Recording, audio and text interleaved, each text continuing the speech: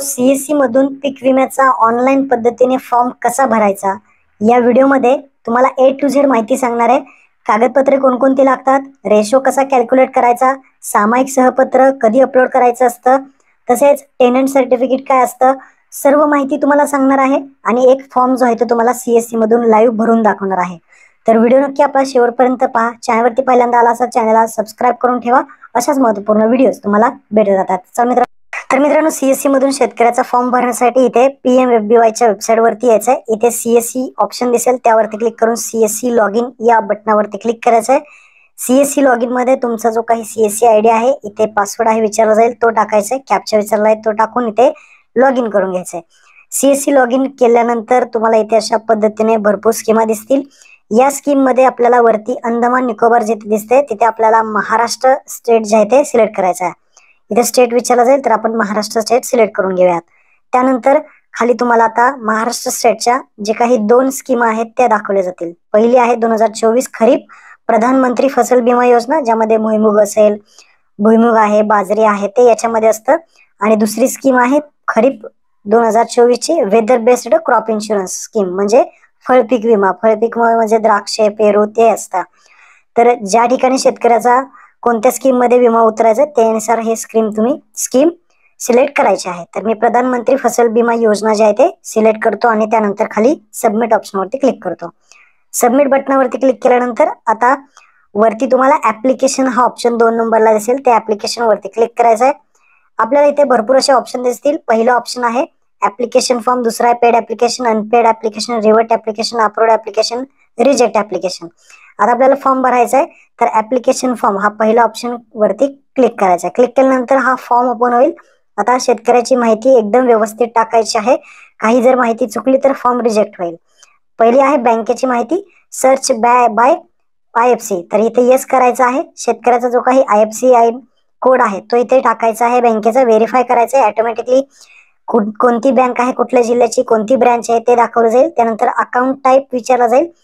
Account जे शेतकऱ्याचं आहे ते सेव्हिंग आहे का लोन आहे ते सिलेक्ट करून शेतकऱ्याचा जो काही अकाउंट नंबर आहे तो इथे टाकून घ्यायचा आहे आणि पुन्हा एकदा अकाउंट नंबर कन्फर्म करायचा आहे, टाकून घ्यायचा आहे. ते टाकल्यानंतर खाली तुम्हाला check bank details and continue option वरती क्लिक करायचा आहे. पुढे आल्यानंतर दुसरी स्टेप आहे फार्मर डिटेल्स. आता शेतकऱ्याची माहिती व्यवस्थित भरायची. पहिले आहे नेम ॲज पर पासबुक.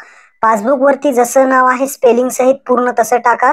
त्यानंतर नेम ॲज पर आधार कार्ड, आधार कार्ड वरती जसं स्पेलिंग सहित नाव आहे तसंच व्यवस्थित टाका.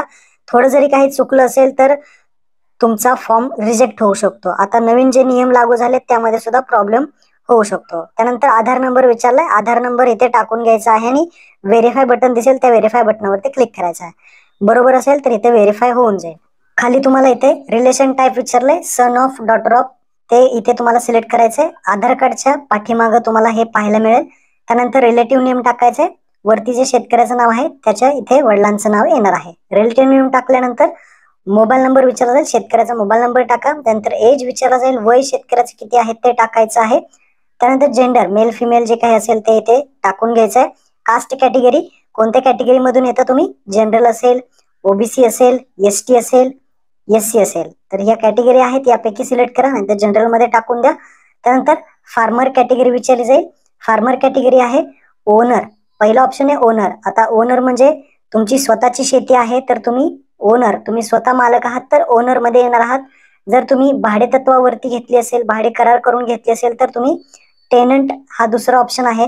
जर तुम्ही कोणाची शेती शेअर क्रॉपर म्हणजे करायला वगैरे घेतली असेल, काही ठरवलं असेल तुम्ही त्यानुसार करायला वगैरे घेतली असेल तर शेअर क्रॉपर. अशा पद्धतीने हे 3 ऑप्शन आहेत. ओनर असेल, स्वतःचे असेल तर ओनर सिलेक्ट करा, जे काही असेल ते तुम्ही सिलेक्ट करा. त्यानंतर फार्मर टाईप विचारलाय स्मॉल. स्मॉल म्हणजे छोटी शेती आहे, छोटं उत्पन्न येतं स्मॉल. त्यानंतर मार्जिनियल, भरपूर उत्पन्न येतं, जास्त मार्जिन होतं तर मार्जिनियल.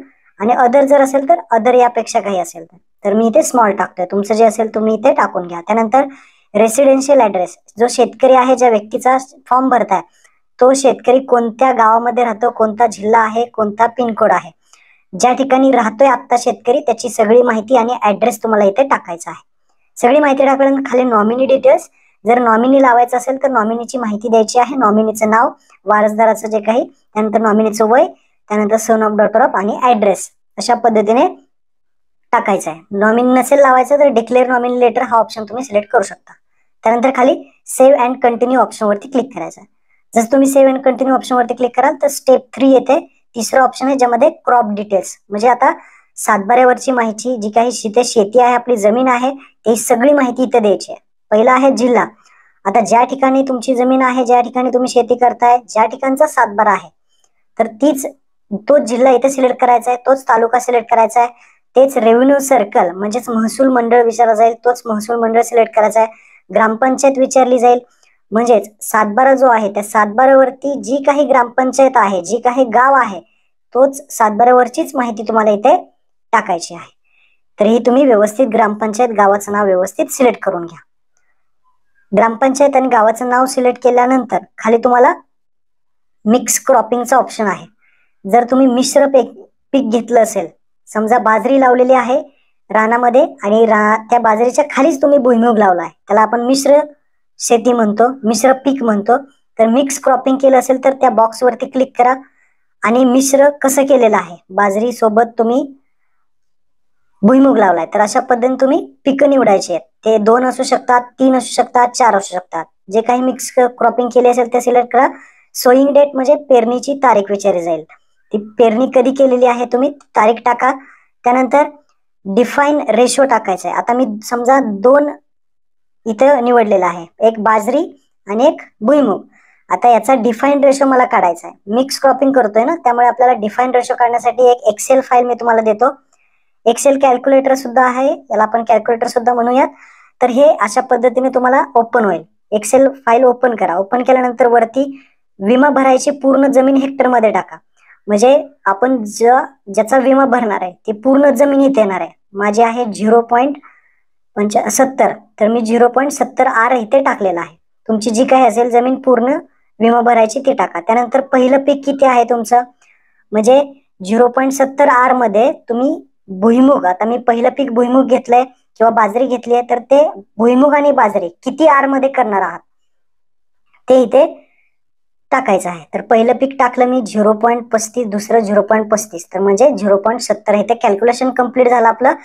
कारण अलर्ट मेसेज आपला ओके आलेला आहे. अलर्ट मेसेज ओके आला तर तुमचा रेशो जो आहे तो कॅल्क्युलेशन इथे झालेला आहे.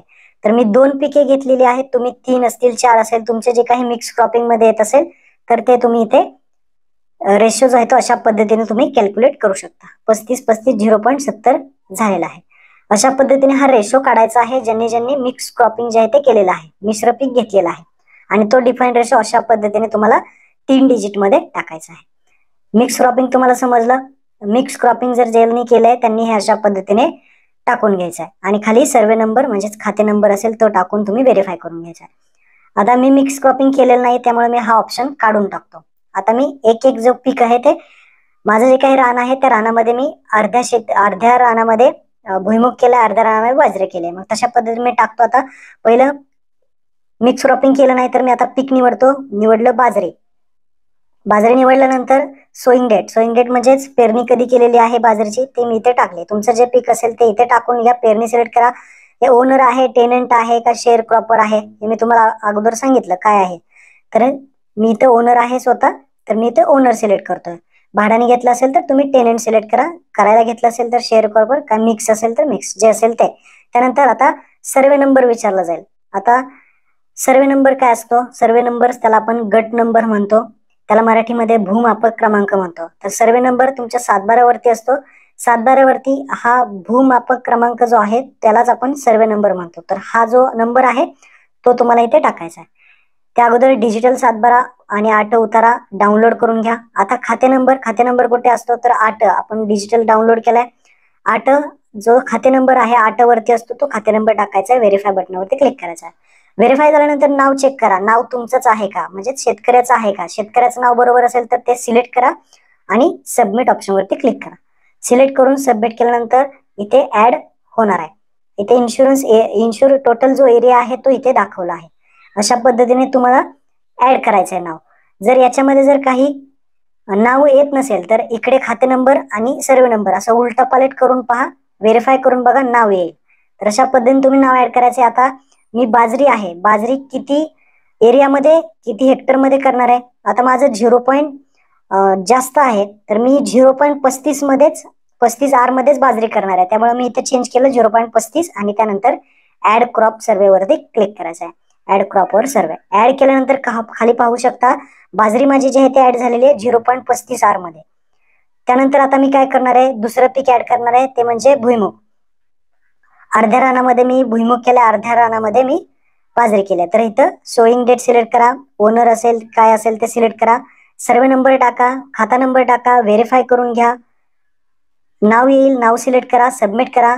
जे शिल्लक राहिलेलं जे एरिया आहे आर मध्ये हेक्टर मध्ये जे इथे येईल, आता 0.41 राहिलंय, तर मी इथे भुईमुग लावलाय 0.35R मध्ये. जेवढ्या एरियामध्ये लावलाय भुईमुग तो इथे मी टाकलेला आहे. तुमचं जे काही पीक असेल ते टाकून ऍड करा. अशा पद्धतीने तुम्ही 1, 2, 3, 4, 5 असे जे पीक आहेत तुमच्या एरियानुसार, जेवढं शेती आहे, किती टोटल एरिया आहे त्यानुसार तुम्ही हेक्टरमध्ये ऍड करू शकता. तर अशा पद्धतीने तुम्हाला समजलं असेल. आणि जर गट नंबर चेंज करायचा असेल तर तुम्ही अशा पद्धतीने सेम पद्धतीने गट नंबर इथे चेंज करा, खाते नंबर चेंज करा आणि दुसऱ्या शेतीचा सुद्धा असं पीक तुम्ही ऍड करू शकता. आता हे सगळं तुम्हाला समजलं. आता खाली डॉक्युमेंट्स अपलोड करायचे. चौथी स्टेप ऍप्लिकेशन डॉक्युमेंट्स. आता पहिल्यांदा पासबुक चूज फाईल वरती क्लिक करा, पासबुकचं फोटो अपलोड करा आणि पुढे अपलोड बटन दिसेल त्या अपलोड बटनावरती क्लिक करा. तर डॉक्युमेंट्स अपलोड सक्सेसफुली झालेला आहे. आता पुढचं डॉक्युमेंट आहे लँड रेकॉर्ड. आता लँड रेकॉर्ड मध्ये काय करायचं आपल्याला, 7, 12 आणि 8 एकत्र पीडीएफ मध्ये करा आणि 7, 12, 8 जो डिजिटल स्वरूपामध्ये अपलोड करा. म्हणजे काय प्रॉब्लेम येत नाही. काही जण अपलोड करत नाहीत, त्यांचं होत असेल, पण एक ऑप्शन म्हणून सांगतो अपलोड करून ठेवा, म्हणजे नंतर रिजेक्ट वगैरे होणार नाही. 7, 12, 8 इथे अपलोड झालं शेतकऱ्याचं. त्यानंतर सोईंग सर्टिफिकेट. सोईंग सर्टिफिकेट म्हणजे पीक पेरा आपण म्हणतो, सेल्फ डिक्लेरेशन, सो घोषणापत्र, तर ते इथे अपलोड करायचं आहे. सो घोषणापत्र पाहू शकता अशा पद्धतीचा जो फॉर्मॅट आहे मी तुम्हाला डिस्क्रिप्शन मध्ये दिलेला आहे, तो डाउनलोड करून घ्या. यामध्ये सो घोषणामध्ये शेतकऱ्याची माहिती टाकायची असते. पीक पेराबाबत सो घोषणापत्र, ज्यामध्ये शेतकऱ्याचं नाव, कुठे राहतो शेतकरी, किती क्षेत्र आहे, कोणकोणते पिकं घेतलेले आहे, किती क्षेत्रामध्ये घेतलेले आहे, लागवडीचा तारीख असेल, पेरणीची तारीख असेल ती टाकायची, कोणकोणती पिके घेतलेली आहेत ही याची प्रिंट काढायची आणि याच्यामध्ये सगळी माहिती लिहायची आहे. आणि त्यानंतर तारीख टाकून शेतकऱ्याचा मोबाईल नंबर, शेतकऱ्याची सही इथे घ्यायची आहे आणि ही पीक पेरा अपलोड करायचा आहे. पण लक्षात ठेवा, जर सामायिक क्षेत्र असेल तर तुम्हाला त्यासोबत सामायिक सहमती पत्र अपलोड करावं लागेल.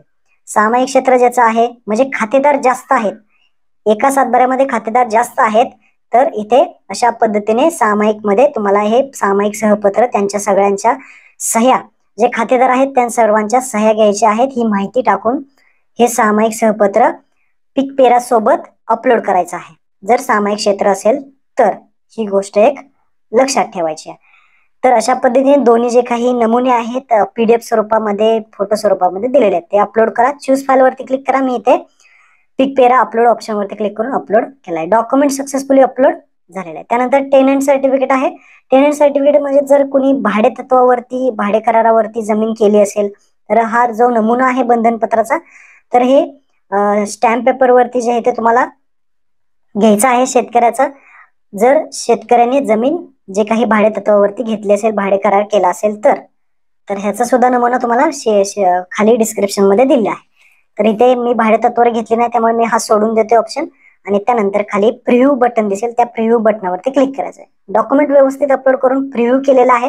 प्रिव्ह्यू केल्यानंतर तुम्ही जी काही माहिती भरलेली आहे एकदा व्यवस्थित चेक करा, काही चुकलंय का पहा, नंतर तुम्हाला प्रॉब्लेम येईल.